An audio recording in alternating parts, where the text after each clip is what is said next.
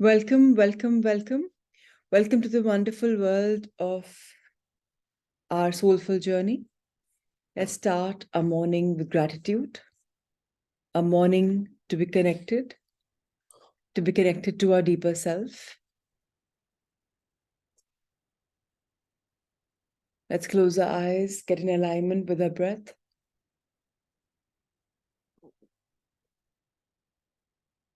Feel our body's rhythm,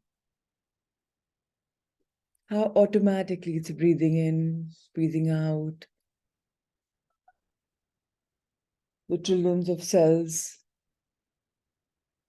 that are in our body are progressing, are digressing. Many are dying, many are being born. But there's a perfect balance being created. And if there's anything which is there, which is not in sync with Mother Nature, is not in harmony, we should trust the process that we can reverse it. If we have the intention and we have the will to genuinely let go of that problem, it's we who do our emotional gamut of different thoughts who manifest these problems in our body. And for this, the most important thing is clearing our energy. We already know that tapping or nurturing our body or caressing our body helps in energy flow, clearing the energy passage. But very important for us to be in sync. Recording in progress. With how we are, where we are.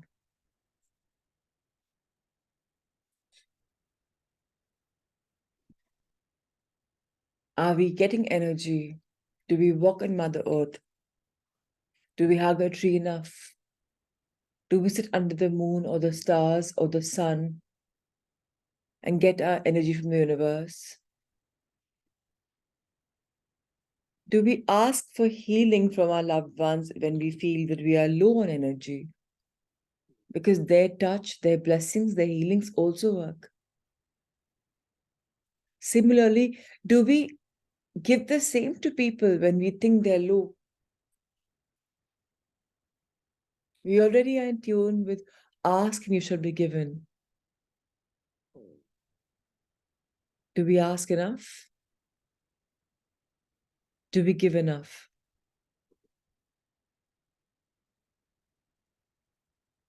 Our bodies are the only temple that we live in.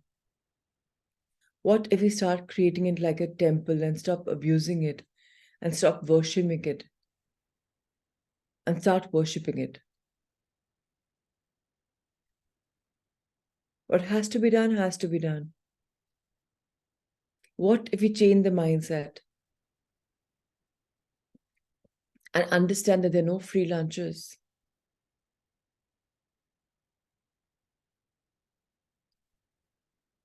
Do we give our body adequate rest?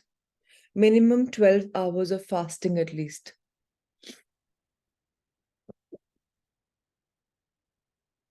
It's time to analyze ourselves, our bodies, our life, our energy. Energy depletion or falling sick is a sign that the body needs rest.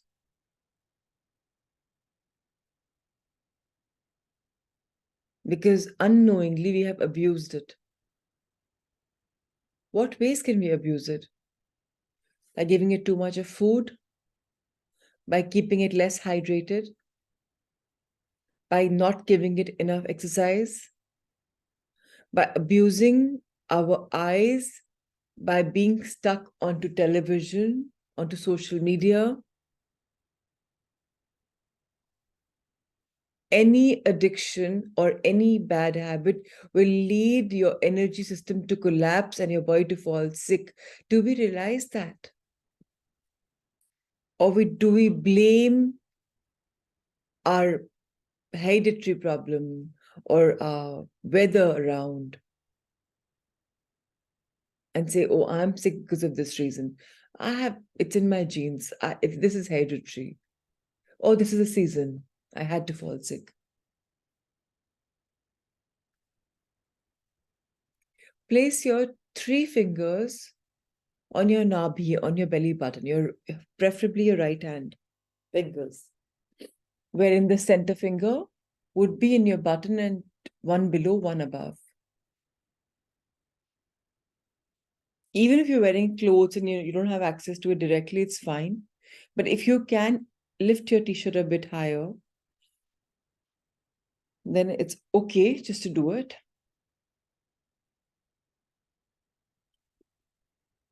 Now, this is the very epicenter of our body. This belly button is not just there for a reason. It's the only opening and yet not an opening. If you put oil through it, it goes in the body. Now, right now, what we are putting is energy through it. Considering all of us need some energy or the other. We've just woken up, started the day maybe an hour ago, 2 hours, or maybe right now.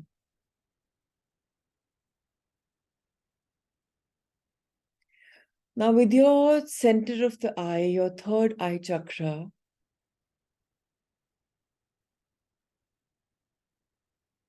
try and see your internal eyes as if they're facing a chakra, like in the Kriya Mudra. Like you'd probably feel cockeyed if your eyes are open. You feel concentrated. And while you're looking at it, imagine a sun and a moon are shining bright in your third eye chakra. And they are also giving beautiful energy to the Nabhi.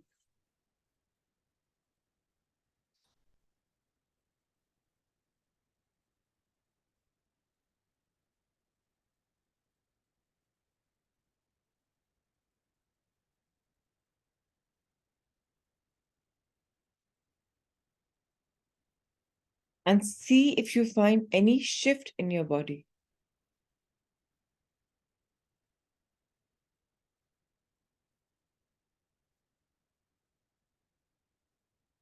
Some of you may pass gas in the form of fart. Some of you may belch.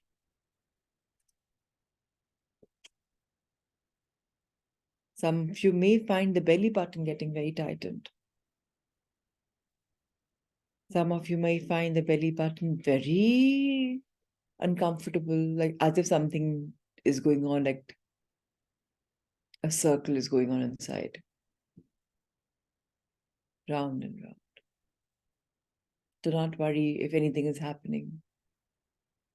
Your body is receiving beautiful astral energy.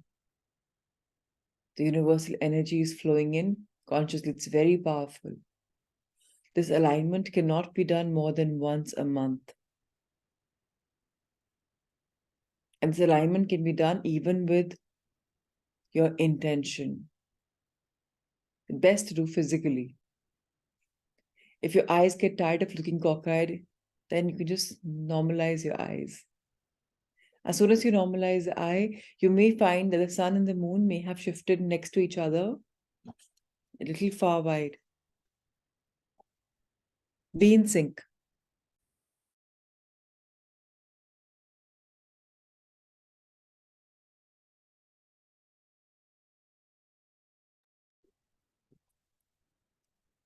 Be aware. And now say loudly or in your mind, I affirm that my body is energized to work for its highest good and the highest good of others at all given points of time. I am conscious and mindful to not rob my body away of energy, to keep energizing it, to keep maintaining its natural balance by worshipping my body, by treating it right, because that's my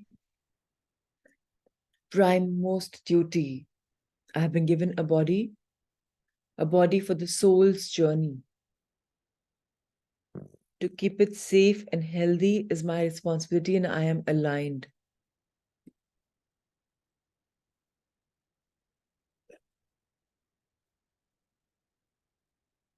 And now you can take your 3 fingers off and keep it facing heavens above or upside down if you feel you're tired and let your body go with the flow. Right now, don't force it. If your hand wants to collapse, let it. If it wants to stay firm, let it. Allow its own movement.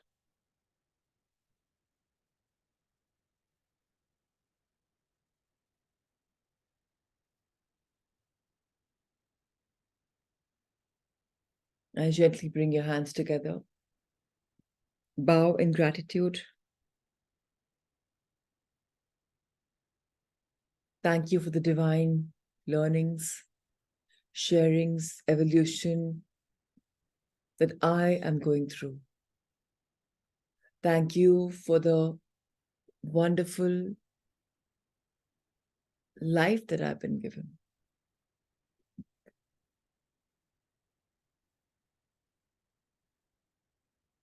Thank you for helping me, the lower self, walk on the path to help my higher self's purpose. Thank you, thank you, thank you. Now you can open your palms and face outside as if you're blessing.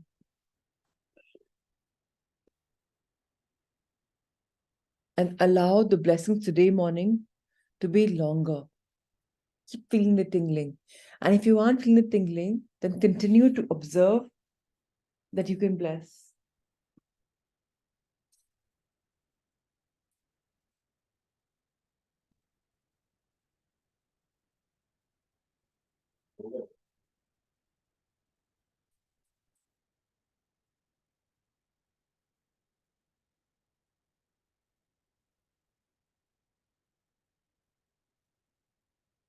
And whenever you're feeling that you're done with blessings, turn your hands inwards and bless your heart today. Your hands would practically be like on both sides of your hearts, because you'll not be able to touch your heart as such, because both the hands are turned inwards. If you can touch, nothing like it. The hand won't be completely flat, will be a little off, but that's also okay.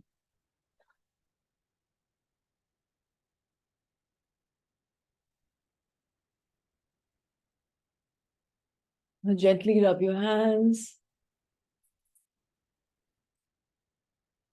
Rub, rub, rub, rub, rub.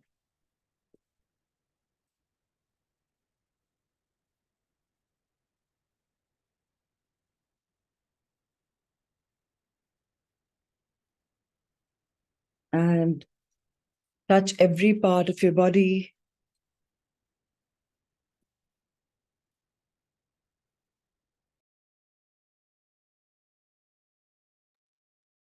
And simply open your eyes when you're ready.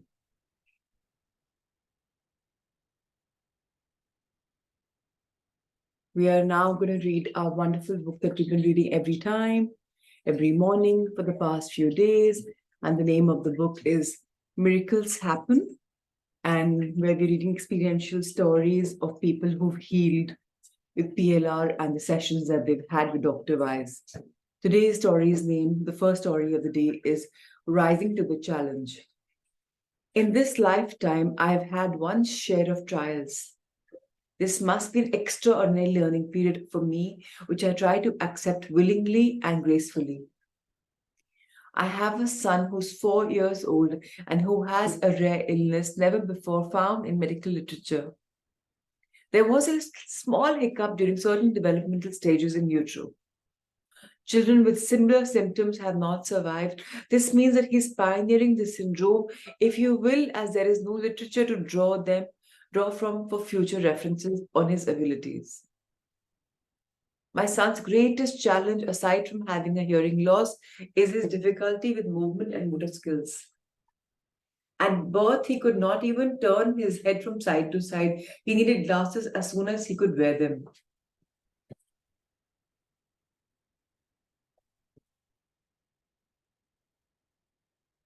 He has had difficulties hearing, speaking, and eating.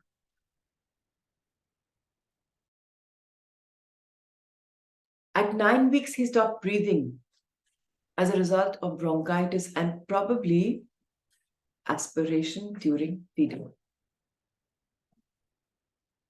I think it should be respiration during feeding. But fortunately, I am a nurse anesthetist, and supporting the airway is my job. This, I'm sure, was planned. Austin has been in therapy since he was 6 days old. We have gone to therapy 4 to 7 times a week, and I have learned and taught my entire family sign language. Austin now is able to run a little. He signs beautifully and he's at about 50 words that are audible. We have a long way to go, but we are moving in the right direction with him. He is one of my life's greatest teachers and he has given me my greatest heartaches as well. I had an amazing experience at your Tampa lecture. During the first regression, I regressed to a time of wagons and old dresses. The clothing was tattered and seemed to be made of burlap material. Burlap material. I was walking over a hill. Many other people were walking too, but not together. I didn't seem to know where we were going, and there was no sense of community. I was looking for someone who had run off. Once I got to the top of the hill, I saw a wagon with no horse attached, which had rolled slightly and stopped on a huge rock. People were running towards it, and I didn't know them. But my heart sank as I knew that it was my little boy who was hurt. He was my same son as in this life. He looked different, but it was the same spirit. The boy was under the wagon. No one could get it off him. I could see only his legs as he cried. Many people were trying to lift the wagon, but it was going downhill and they had to push it back uphill. They finally did, and I was able to hold him directly, briefly. But he was taken from me by the men I didn't know. They were trying to help, but I felt so helpless and they wouldn't listen to me.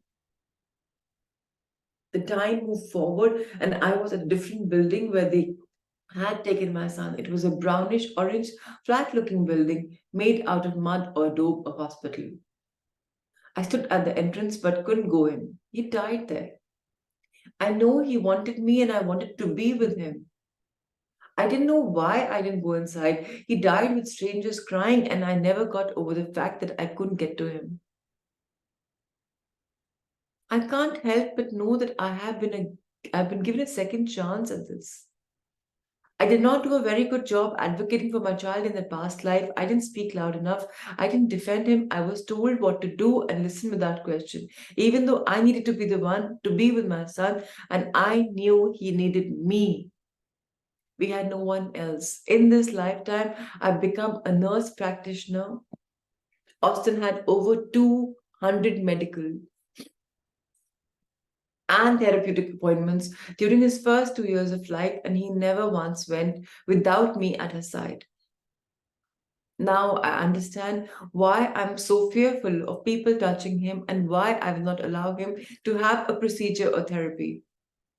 If I'm not there with him, he died at the age of 4 in the regression due to his leg injuries and the blood loss he sustained from the wounds. In this life, he was nearly the same age when he started walking independently. I have even created a non-profit school, the Hope Achiever, the Hope Achieve, Learn, Overcome, Halo Academy for children with disabilities, where they can have all the therapy and sign language needs met. The woman who was sitting next to me at your workshop may be sending us a donation check for the school to build her own facility. The entire story from beginning to end is completely connected and was just a beautiful experience, a tremendous blessing that has changed my life. The depth of understanding that I have gained has been wonderful, says Christy Ray. Christy is a graduate level student in this great earth school. She's radiating love and giving so much to Austin and to many others. A past life in the time of wagons and old dresses helped her to prepare for this life's challenges. She learned well. And by the way, the people sitting next to you in these workshops are not there by accident. Divine guidance, a perfect process, is always at work. Random events are not really random, even though we may not understand the meaning or purpose at the time. Whether we label these events as destiny, synchronicities, grace, the source field, universal intention, or any other name, they are not accidentally. There seems to be a reason for everything, and with time and reflection, the meaning will eventually merge. So the meaning will emerge soon. So will it for all of us, right? Why are all of us connected in some way where we're reading about this together? Even this is not just a synchronicity. It's not some kind of a blessing only. It's not some kind of a energy field that's connecting us. There is something called we all wanted to grow and evolve, and we found each other. And that's how we became co-learners in this journey of discovering our own soul's purpose. Some of us know of our soul's purpose, which is great. And then some of us are walking on it, which is even more greater. And some of us are discovering it, which is even more beautiful. So we're here to do something which is common to our hearts.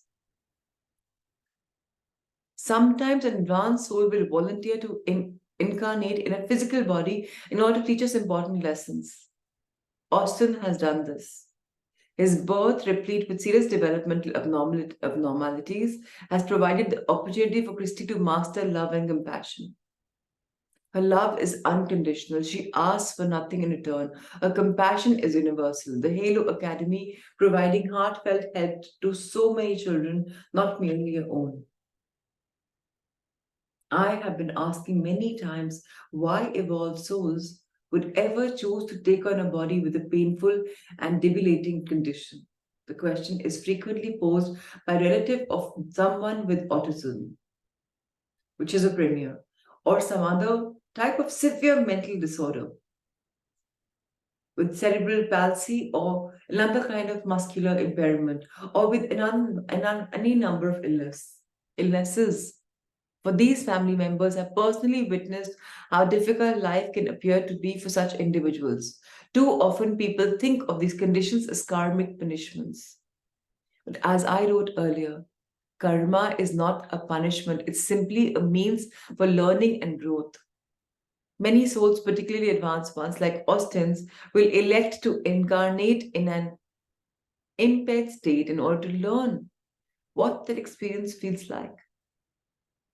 They may have had many lifetimes in which they were the caregivers, but now they are to learn what it is to receive love. Love must be balanced, which is why I keep repeating to everybody, please give love and please allow to be loved, especially by you. To accept ourselves the way we are is the most difficult truth, whether one relates to it or not. So please keep affirming, if nothing else. If you're finding it tough to love yourself, at least start with one affirmation. I accept myself as loved and worth of being loved, worthy of being loved. At least इसको तो हम accept करें. That yeah, मैं loved हूँ. And who loves us? Our parents, our grandparents, our family members. Now they could be here on Mother Earth or they could be in heavens above. It does not matter. Our siblings love us, whether they tell you or not, whether you are in touch with them or not, they love you. Even though they may say, I hate you, and we've had this problem. And it could be a fight over materialistic things. It doesn't matter. The deep down love is there. And if you have not built those relationships, fine. And if you're allowing him or her to have a fight with you and you're not going back, that means you will be born again because you've not resolved your karma. So love is all there is to give. Love is all there is to see. If we do not see love and if there's lack of love, we will be born again to see love. So why not correct a mistake in this life? And why not let this ego fade, which doesn't allow the love to bloom?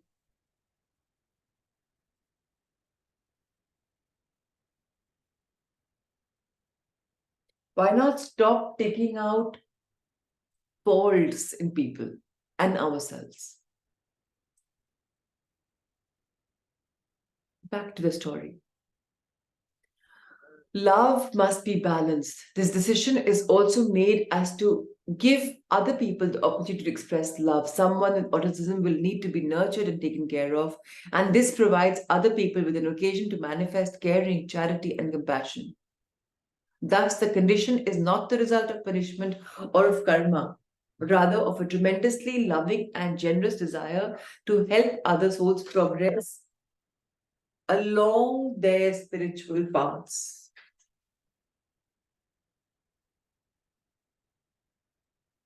Wise and loving. Wise and loving beings are always amongst us. We may not recognize them at first.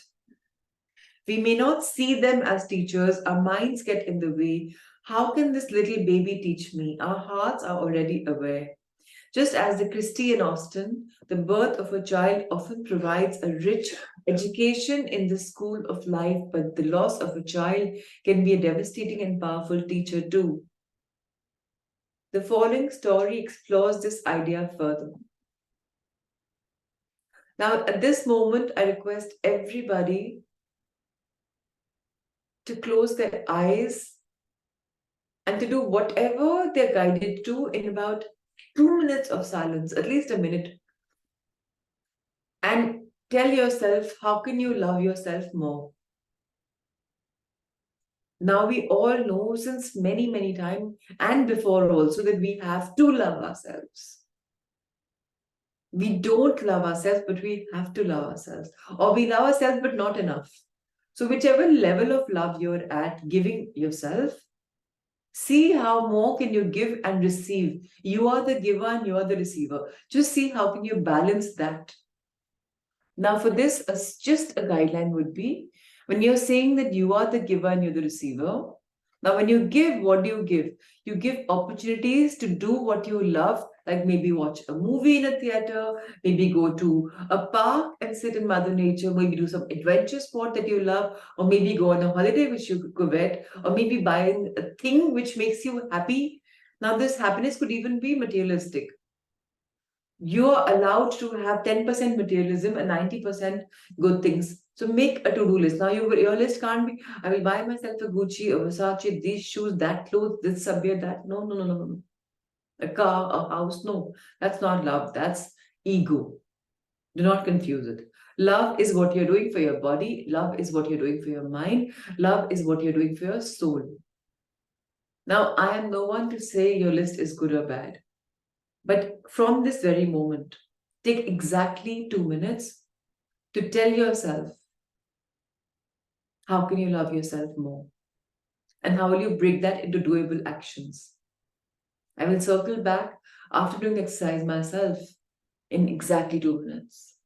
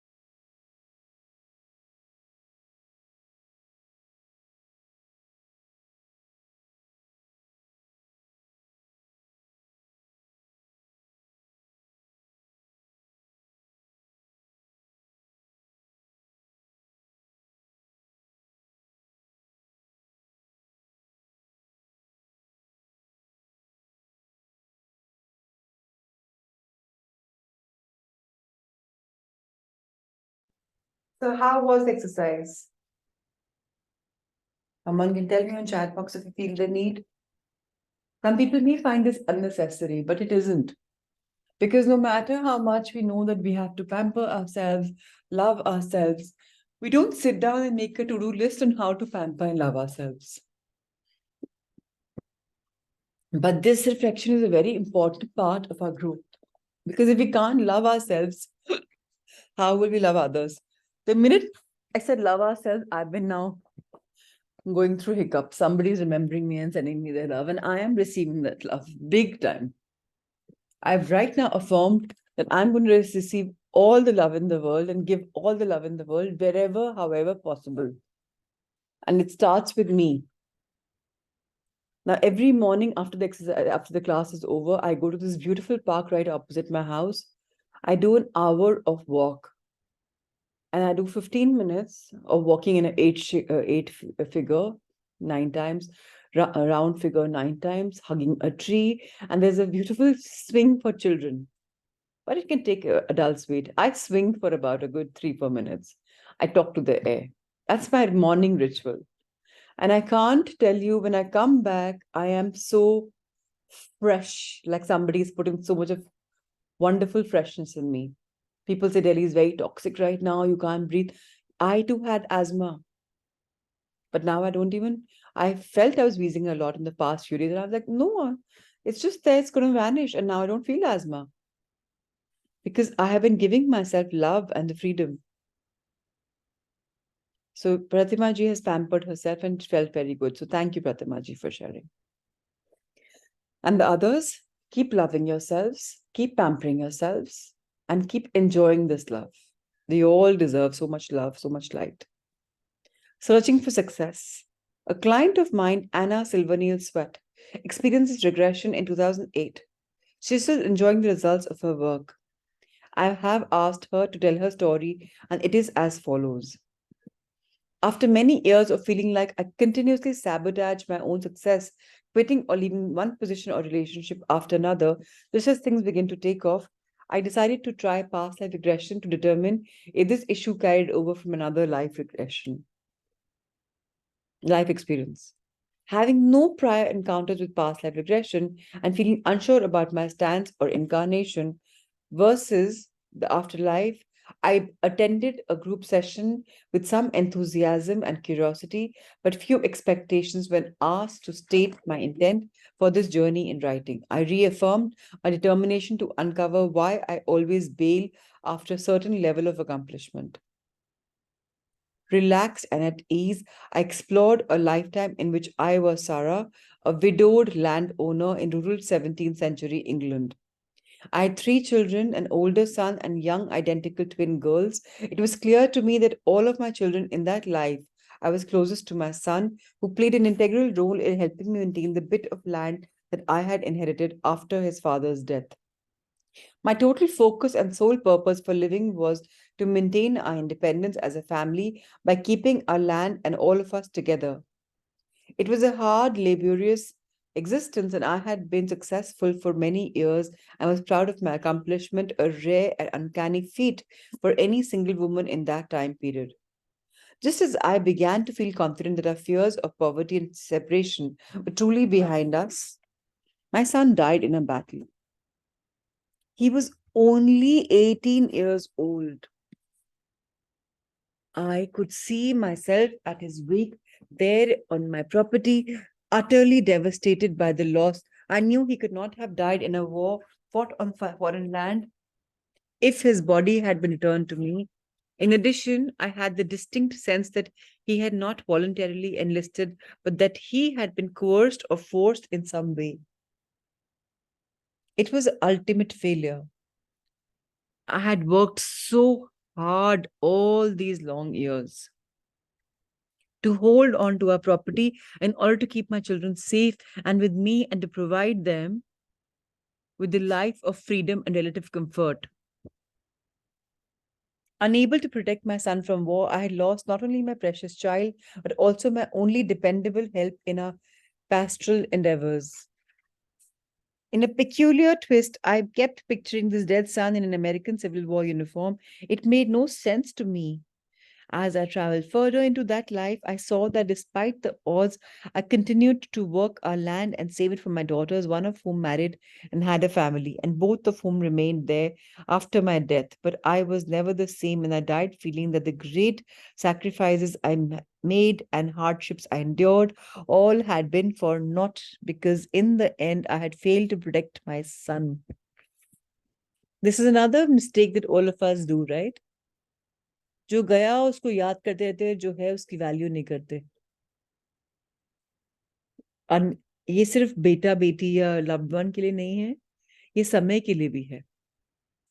जो time चला गया, oh I look like a million bucks, oh I was so rich, oh I had that, oh I had that. अब देखो ये भी नहीं है, ये भी नहीं है, ये भी नहीं है, ये भी नहीं है। जो है उसकी कद्र नहीं, जो चला गया उसको याद करते रहते हैं। What are we doing and what are we doing? We are showing to the universe that we are ungrateful creatures who are living in past and not the moment that's been given to us. Carpe diem, seize the moment. The power is of now. What about now? क्या कर रहे हो इस power में, इस now में जो power मिली है? Complaining about the good times which are gone by. I mean, complaining about now and talking about the good times that gone by.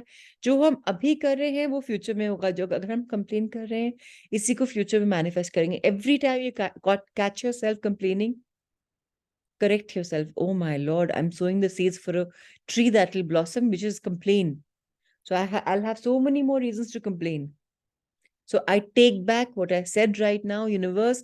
I clear my energy. I cut the cord from this, what I just said. जाने अनजाने में भूल हुई क्षमा याचना. Forgive me for the act which I did knowingly, unknowingly. Act of disservice, act of not being grateful. And then, at least कुछ तो आपने cover up किया, right? Back to the book. After the session was over, I felt very emotional and grieved for a loss that had occurred hundreds of years ago. Looking for answers, I did some online research the following day. In my current knowledge, I didn't know of any wars fought on British soil during that lifetime, and while I was well aware of the American draft, I had no notion if a draft concept existed in England in that time. I was surprised to learn that there was a series of 3 British civil wars in the mid to late 1600s. This made the vision of the boy in an American Civil War uniform, the only civil war with which I was familiar, much more sensible. It was the clearest hint my mind could give me about his death. Many of the soldiers enlisted on both sides were coerced or drafted into service by country lords, noblemen, and military officers.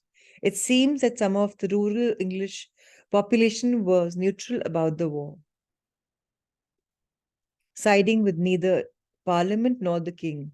The only way for the two combatant parties to keep the regiments stocked was to force or manipulate able-bodied young men into their ranks. I realized instantly that my son from that lifetime had died in the British Civil Wars and that he had been conscripted against his will. Although we were freeholders, we were not a wealthy or prominent family in society. Therefore, my son was just the kind of person for whom the military would have been looking, someone who could not have been overtly missed, someone whose family could have to recourse against his being drafted. Historical estimates dictate that as many as 185,000 men died during the civil wars, up to 1/4 of the male population in England at that time. In the end, I realized that the tragedy of that lifetime had continued to carry over with me through new incarnations, leaving with me a lingering sense that no matter how hard I worked or how successful I became, failure was inevitable because there are always variables that one can't control and outcomes one can't foresee. Sarah's devastation never left me. Knowing that this was the source of my instinct to jump ship at critical junctures, I was able to begin visualizing leaving Sarah and her family behind and meditating on my personal success in this lifetime. What's more, I was able to recognize my oldest daughter in this life as a twin girl who married and had a family. A son in that life, my grandson was, in fact, my son in this one. I understood then that my son's for my attention, daughter's need for my attention and approval in this lifetime stemmed from the experience with me in Sarah's life. Too grief stricken and disillusioned, Sarah had never managed to connect with her daughters or grandchildren as she had with the son who died. Today, I'm working on realizing my dreams, traveling to Ireland, publishing my first novel, and enjoying a close, loving relationship with all three of my children. I am grateful for Sarah's intense work ethic, but even more so for the opportunity to relax and enjoy my accomplishments. Nothing she never experienced. Knowing that the past will still be haunting me allowed me to make a concentrated, concerted effort to move beyond it, to put a face and a name to my fear of success, and to leave Sarah's grief buried in England with her son, says Melanie Harrell. Dr. Bryce understands and reflects on this entire thing by saying, Melanie's client Anna was able to repair her grief from the old English lifetime, thus removing those blocks and freeing herself to write. To be successful and to heal her relationships, she was also able to recognize several of the reincarnated souls from that past life, which gave her an understanding of their current fears and needs. We travel through time, understanding.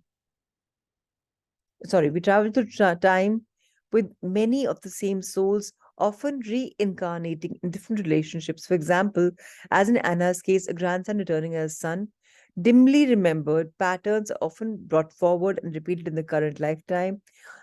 Through recognition and understanding, negative relationship patterns can be repaired and improved. Anna was wise to seek out Melanie, a therapist, to explore why she struggled with feeling successful. Over the years, especially in my psychiatry practice, I have observed so many people feel like they are failures. They have not achieved some goal they felt could have made them successful. Perhaps the goal was a financial one, a certain modicum of family approval, a childhood dream, or anything else that they had not yet attained. I've also treated many heads of businesses and organizations, actors and actresses, sports celebrities, and similar types of people whom many would consider to have it all, yet who nonetheless felt unfulfilled, dissatisfied, or sad. So much unhappiness results from subjective measures of success imposed on us by parents, communities, and cultures. We are souls, not robots. We are here to learn about love, compassion, kindness, and nonviolence. Success should be measured by these qualities. Are we becoming a more understanding and empathic person? If so, we are successful. The soul clings to such learnings because these are spiritual truths. With my clients who excel professionally yet still feel unhappy, we worked on focusing on the core values of being a better, kinder person. At that point, their outlook began to improve. That is, after all, why they are here on earth, why we are all here. Our purpose in life is not to be a best selling author or have a financially lucrative career or to be a star. It is to be more loving, compassionate, giving person.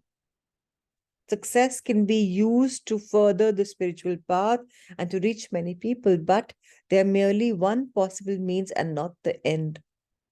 The true goal is to help others, and if you make that your goal, eventually you will become the best selling author or the multimillionaire or not. It won't matter. Once you open your heart, those other things will take care of themselves. That's very beautiful. Money is not evil, it is simply a thing. Just like any other thing, it can be used in wonderful and charitable ways, but we learn through relationships, not things. Upon the death of our bodies, we do not bring our possessions to the other side. That is a state of higher energy and consciousness rather than another physical state. So we cannot bring our houses, cars, bank accounts, diamonds, titles, awards, status, or any similar marker of success. These are merely temporary. What exists forever, what we carry with us when we move on, is a good heart, and once gained, it can never be lost.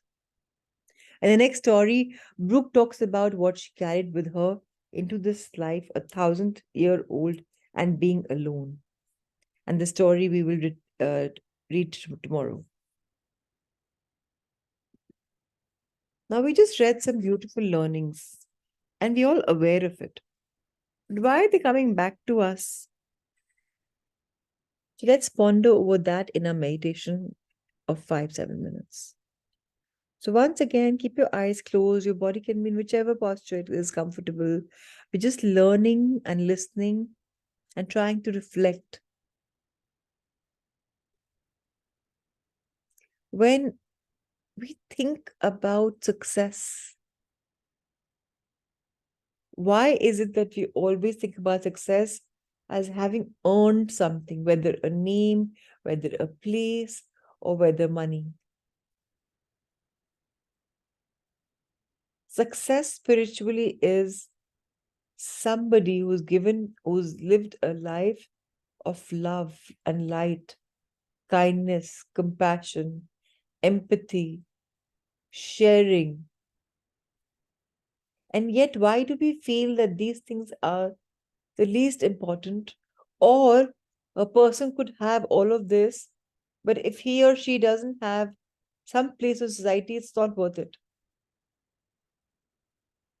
But in the eyes of the Lord, in the eyes of the Lords, when such a body is left behind and the soul elevates, it is given a thumbs up. So, how can we become the better versions of ourselves? How can we realize that to earn money is great, but it is not the end result?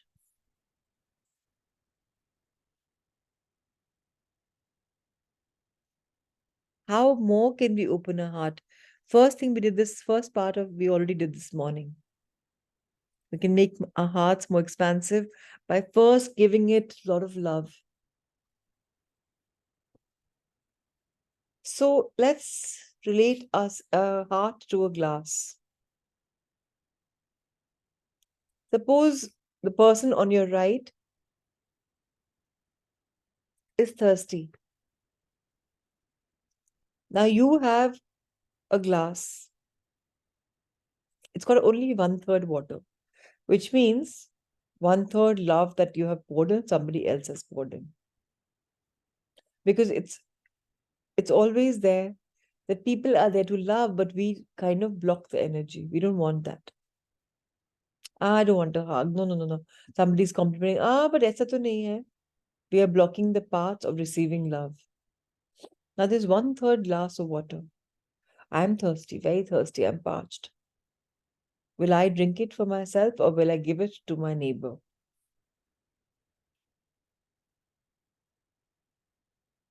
It's something to ponder about. If you don't have it, what will you give? And if you give to the others what you need, then you will die. What will you do?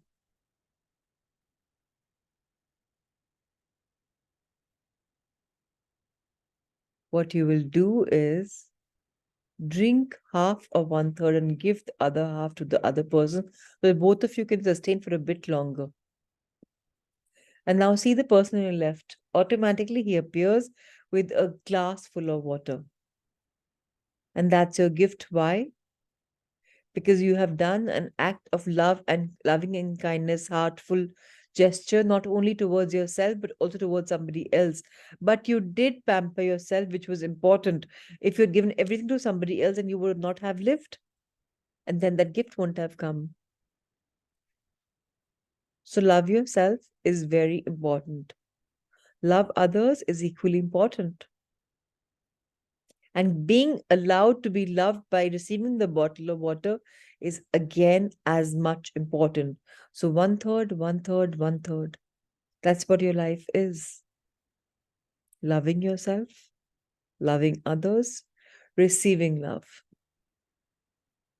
When we harmonize and balance these three aspects of love flow, then we can truly say that I am love rich. Money is imperative for everything in life. So let the money flow. But to think that the money will flow because I will do so and so and so and so is not the right thing. Do what you love and let the money flow. Let that be like the cherry on the cake, not the cream and the flour and the sugar and the oil. Let that be your love, compassion, empathy, kindness, and vision.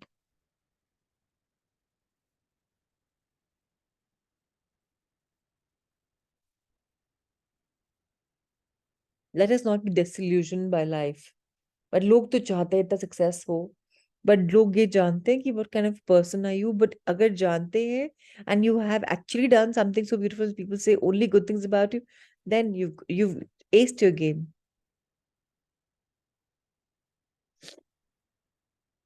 Love, love, and love.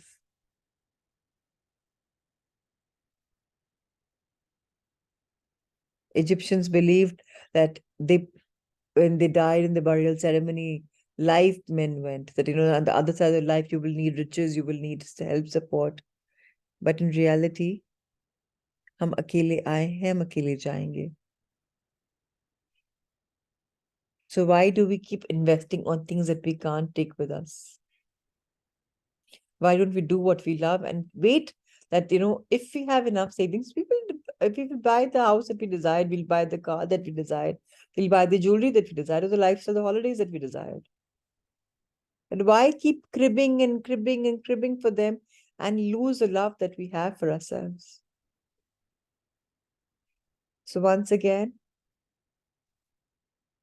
let's affirm that I am learning to live in a world full of love, to rediscover love, to be able to share my love, to be able to receive love, and to be able to love myself enough. I openly accept it all.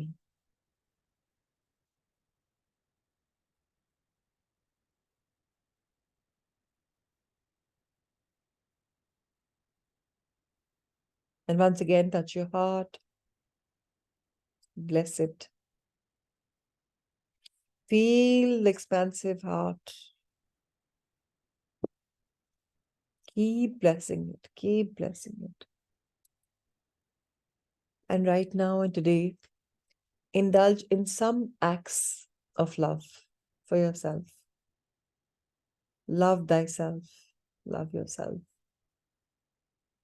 Lots of love, lots of light. I shall see you in the gap tomorrow morning at 6 a.m. yet again for a soulful journey. Thank you, thank you, thank you.